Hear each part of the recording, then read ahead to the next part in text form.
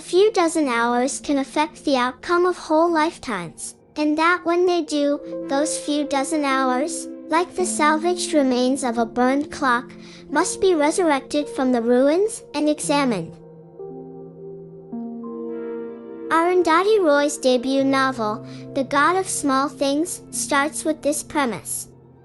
Story revolves around Rahel and Estha, identical twins from Imenam, Kerala, are separated for 23 years after the death of their cousin, the discovery of their mother's affair, and the murder of her lover.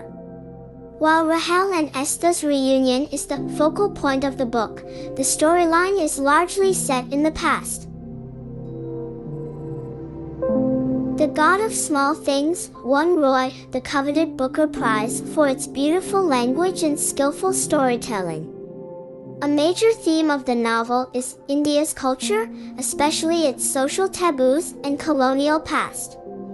The class system, a method of identifying people by their inherited social status that dates back thousands of years, is one of her main areas of research. About 3,000 subcastes had been created by the middle of the 20th century from the 4 fundamental castes. As a result of its constitutional elimination in 1950, India's caste system has remained a dominant social force that routinely marginalizes lower castes. As Rahel and Estha Vilutha, a member of the untouchable caste, works in their family's pickle factory. Love laws, barring contact between different castes, are violated when Vilutha and Amo, the twins' mother, engage in an affair. Their love would have catastrophic implications, forever hidden in simple things like coat hangers, tar on roads, and the absence of speech, says Roy. They are constantly referenced in Roy's literature, giving even the most terrible scenes amazing richness. Following Sophie's drowning, we are introduced to the twins' half-British cousin, Sophie, during her funeral. Florals in the overheated church curled and crisped in sympathy for the grieving family. It is a baby bat that is crawling up the sari on the funeral procession. Tears drip down the cheeks like raindrops. As well as exploring the characters' attempts to function in a world where they don't quite fit. The novel delves into the past to investigate the political upheaval in their country, because her neighbors in her parents' small village judge and scorn her for being divorced. Amo has a hard time resisting the urge to snap at her adored children. When she feels particularly confined in their home. Vilutha maintains relationship with growing communist counter-movement to Indira Gandhi's Green Revolution, and also with Amo and friendship with the twins while simultaneously working for their family. Roy's childhood experiences are supposed to be the inspiration for the work, which is said to be semi-autobiographical.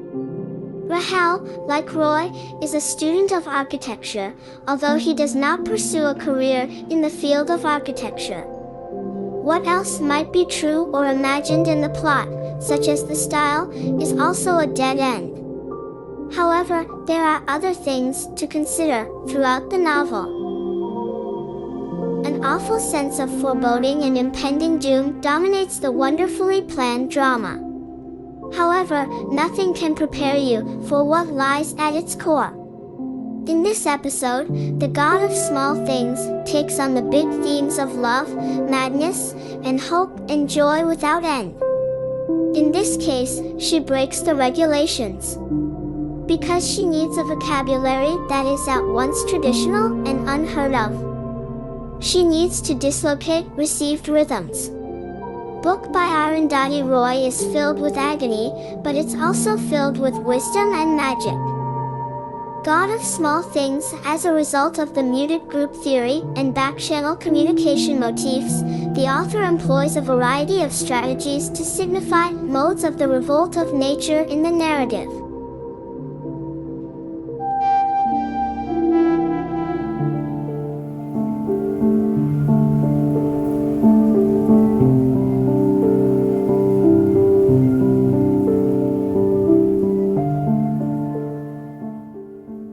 apostrophizing nature is frequently used by the novelist in order to soften dialectical pairs.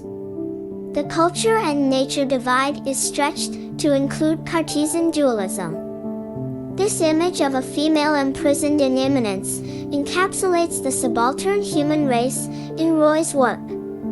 This is an inverted kind of apologetic, where the tale of people is presented through animals and plants, as well as a reference to animals and plants that needed human voices to tell their stories about nature or instinct. Through metaphor and metonymy, Roy emphasizes the symbiotic character of nature. Cultural and natural boundaries are dismantled as the female character's survival instinct is expressed in ecological terms.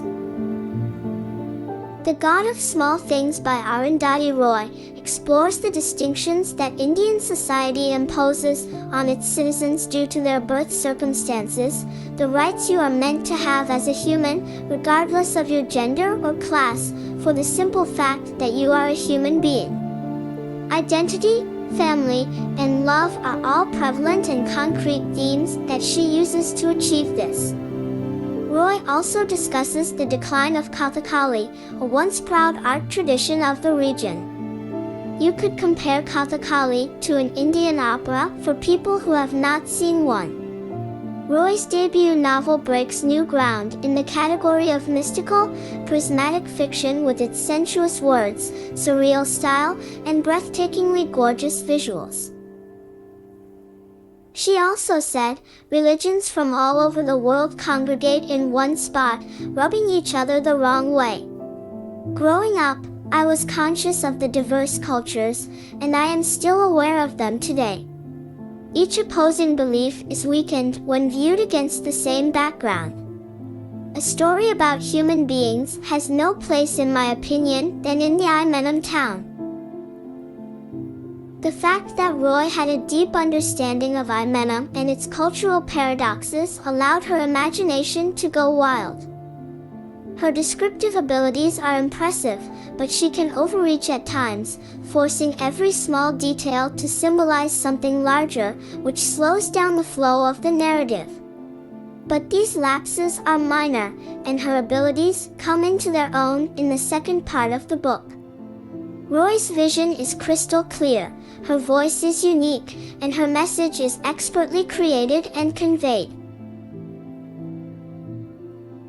Despite the absence of a primary protagonist and a clear moral, the novel undoubtedly celebrates aspects of life that current society tends to overlook due to its frantic pace or overly long-term perspective. Small things are persons and issues that Roy believes need more consideration in her work. A few brilliant analogies, satisfying manipulations, and surprising events do appear in this novel. In addition, the reader will be haunted by some unsettling pictures and emotionally powerful moments. I would like to be your friend, and in return I need your suggestions and feedback. If you liked this review, please spread the word. If you don't like it, share it with us in comments section. Ciao, ciao, brown cow.